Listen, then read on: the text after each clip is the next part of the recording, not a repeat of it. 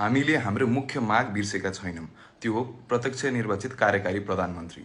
कतिलाई चाहिँ यो सिस्टमबारे चाहिँ के चाहिँ डाउट थियो भन्दाखेरि यो सिस्टमबाट बनेको चाहिँ प्रधानमन्त्री चाहिँ अटोक्रेटिक हुने हो कि त निरङ्कुश हुने हो कि त भनेर डाउट थियो।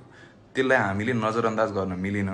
त्यसको लागि हामी यत्रो टाइमदेखि रिसर्चमा यो बाहेक अरू धेरै कुरामा रिसर्च र भन्न धेरैलाई चाहिँ हामी साथ जोड्ने चाहिँ प्रयासमा निरन्तर लागिरहेको थियौँ।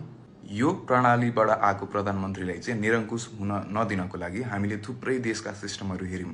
कुन सिस्टममा चाहिँ उनीहरू चलिरहनु भएको छ भनेर हेऱ्यौँ। त्यो सबै हेरेर सबैको आकलन गरेपछि चाहिँ we have finally come to a conclusion. हामी बल्ल निष्कर्षमा आयौँ र एउटा हामीले सिस्टम बनाएको छौँ जुनमा चाहिँ पावर ब्यालेन्स हुन्छ, जुनमा चाहिँ प्रधानमन्त्रीसँग यस्तो निरङ्कुश हुने चाहिँ सम्भावना नै हुँदैन। यो बारे हामी छिट्टै एउटा भिडियो बनाएर यो सिस्टमलाई बुझाउनेछौँ, सार्वजनिक गर्नेछौँ। त्योभन्दा पहिला हामी अर्को के पनि गरिरहेको छौँ भन्दा हामी कमजोर छैनौँ। हामीसँग धेरै मान्छे जोडिनु भएको छ र छिटै हामी एकदम ग्रान्ड शक्ति प्रदर्शन चाहिँ गर्नेवाला छौँ। यो चाहिँ शान्तिपूर्ण हुनेवाला छ। धेरै मान्छेले हाम्रो साथ दिनु हुनेवाला छ। एकदम शान्तिपूर्ण, धेरैजनाले चाहिँ साथ दिनु हुनेवाला छ।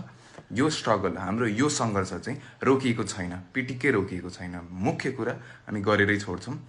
त्यसको लागि चाहिँ हामी सबैजनालाई चाहिँ जुन बेला हाम्रो शक्ति प्रदर्शन हुन्छ त्यो एउटा मोर्चा होला, एउटा मार्च होला, सबैजना आइदिनु होला। देश बनाउने यो अवसर चाहिँ आजसम्मै कहिले आएको थिएन। अहिले हामीसँग यो शक्ति छ, यो ठाउँ छ हामीलाई।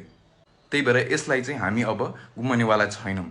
यो मेरो टिमको कुरा हो र म व्यक्तिगत रूपमा पनि आफ्नो ज्यानको कुनै परवाह नगरी मेरो जिन्दगीको सबभन्दा ठुलो काम भनेकै प्रत्यक्ष निर्वाचित कार्यकारी ल्याउनु हो।